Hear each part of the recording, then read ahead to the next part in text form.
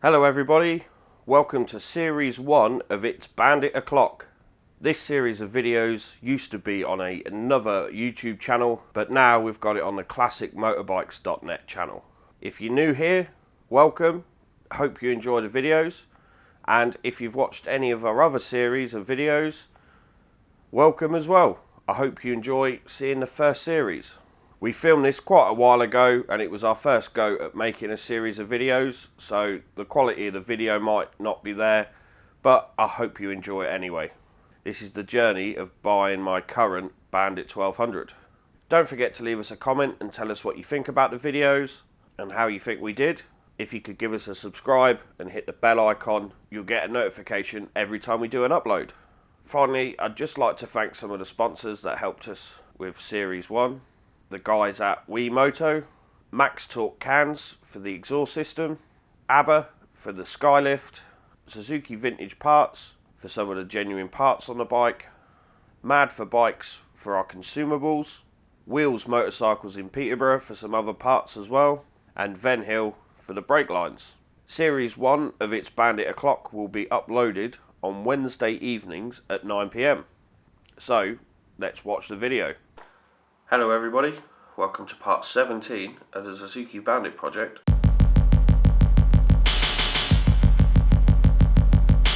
So this is it for series 1. We've had 16 episodes so far. We've got plenty done on the Bandit and there's plenty more that needs doing, but we're going to save that for series 2. So just a quick one before we get stuck into the video. What do you guys want to see? Do you want to see a season 2? Do you want to see some different styles of video? Have you got any suggestions for us? Let us know in the comments and we will take a read through them. We do want to do some more video content and we want to know what you guys want to see so we can make it for you. So if you don't tell us, we can't make it for you. So please give us some ideas, the sort of thing you'd like to see, so we can continue making some new video content for you. So let's have a recap of everything we've done.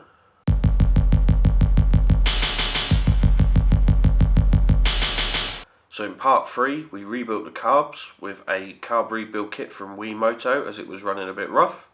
In part 5 we did the valve clearances, which they were all spot on and pretty good, which we were pretty happy about. For part 6 and 9 we replaced the old slipping clutch with a new Gecko one that we'd got from Moto that really has transformed the bike, and now it rides and pulls as it should without any clutch slip.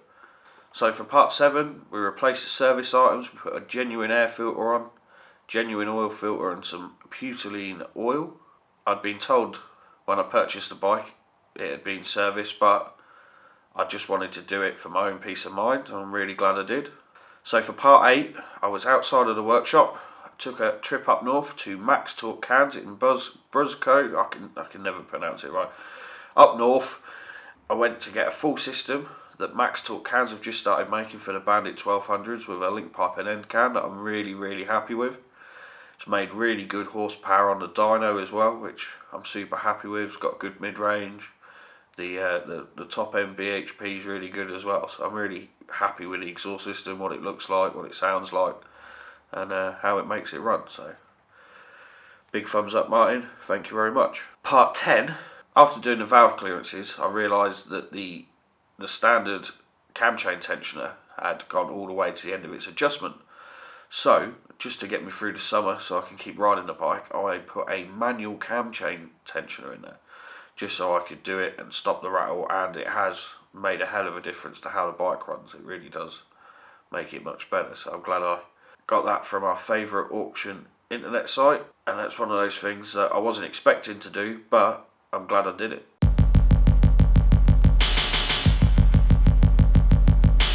So after getting the bike running real nice and going alright, I needed to pay the brake some attention. The rear brake had a bolt where the bleed nipple should have been, so I replaced it with a refurbished rear caliper. I also replaced the standard brake lines that had probably been on there from new with some Ven Hill stainless braided ones. And then moving on to the front brakes, I replaced the brake lines again with the old original rubber ones. And I also replaced the aftermarket discs with some standard genuine Suzuki discs and Suzuki brake pads, which I didn't even know they sold. So yeah, quite impressed by that. having genuine discs. I don't think you can do much better than that. I'm really happy with how well the brakes work with the standard discs and the Suzuki pads and the braided lines. The braking is so much better now. I didn't realise quite how bad it was until I put the new brakes on, and it really has transformed how well the bike stops. Before I thought it was okay, but just putting the new stuff on with the braided lines and bleeding it all up really has shown me how bad it was before. So I'm really glad I got that done. Part 13. Again, I got out of the workshop and I popped down to a local bike shop, bikes, trikes and stuff in Fengate, Peterborough, where Jay, the owner, let me go wild in his workshop and let me borrow his digital carb balances, which I was very pleased to do. I probably haven't balanced a set of carbs in 5 or 6 years, probably longer. So it was good to do that again, and it's a bit like riding a bike, you sort of soon remember how to do it, but it's quite good to do it again and do it with some proper tools. So thanks Jay, I do appreciate it. So part 14, we got a new rear shock on. The one that's been on there, I'm pretty sure has been on there from new, is a little bit tired, so put a brand new Suzuki rear shock on there.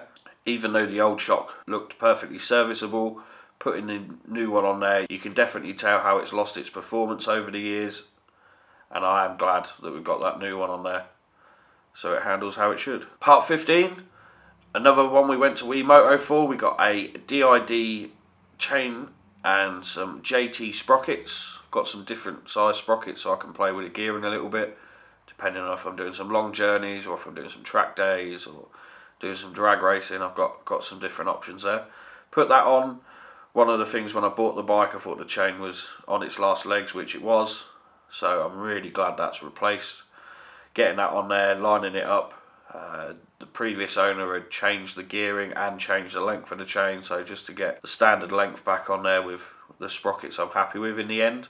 I went for a 14 tooth front sprocket and a 46 tooth rear sprocket, which is a gearing I've used on my previous Bandits, and it seems to work really well for me. So part 16, which was last week, we went to BSD in Peterborough to speak to Mark, get it on the dyno, do a power run, just see what it's running like, see what the air fuel ratio is like, just to make sure it's safe and it's not running too lean.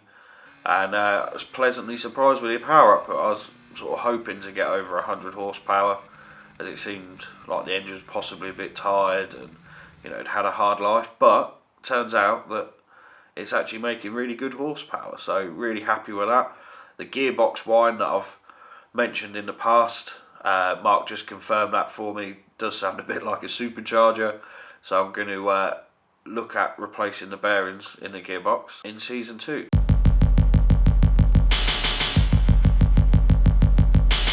So I've done a recap of what we've done to the bike. Now my plans for the future, as it still needs some bits and bobs. I just thought I'd run through some of the things. The first thing that needs to be done is the oil cooler needs replacing. It has sprung a leak and it is leaking some oil out. I do need to replace it. I'm not sure if I'm going to go for a pattern item, second hand item, or even possibly get the one that's on there replaced, but it is something I need to do rather soon if I want to keep riding it. The next thing I want to do is ride it. I'm going to ride it till the tax runs out. That's my main plan. Get some miles on it this summer and enjoy it. And then over winter, I plan to give the bike a bit more of an overhaul and get it exactly how I want it. And some of those things include painting it. I'm not sure what colour I want to go with. I know I said I hated the green when I first bought it, but it is sort of starting to grow on me. I was thinking about painting it black, but I'm not sure. But one thing I do really need to do is powder coat the frame. It is quite rusty where it's lost some paint, so I just really want to powder coat it just to protect it. So the bike will be getting stripped down to nothing, just so we can prolong the life of the bike and keep it going for many years into the future. Something I mentioned earlier that we found out from the dyno day, need to replace some bearings in the gearbox. So again, when the bike's stripped down, we'll turn the engine upside down, we'll take the bottom half of the crankcase off and then have an investigation and see what needs replacing. One thing I'm going to do is replace some bearings on the bike as well. Gearbox bearings we just mentioned, head race bearings I think need replacing. Front end feels a little bit strange, and when I went to check how tight they were, the nut was barely done up, so they definitely need replacing, but that's something I'll leave until I strip the bike down completely to get the frame powder coated. Another thing I want to do is change the tail tidy. It's been chopped back a little bit and I don't think it looks very good, so what I'm going to do is possibly chop it a little bit further and actually make it flush with the rear panels, just so it looks level and flat and straight, and then mount the number plate myself. And my final thing that I'd like to do to the bike for next year, or ready for next year, is some more power.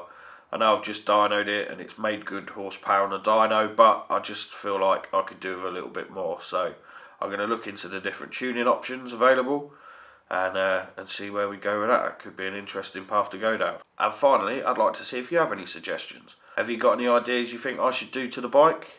Anything you've done to yours that's helped improve it, or anything at all like that? I'd love to hear what you've done or what you think I should do to this one.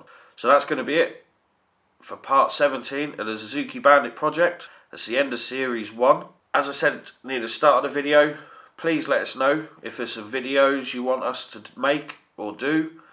Let us know the sort of things you'd like to see, because we do want to carry on making some video content for you guys. So just let us know what you think in the comments.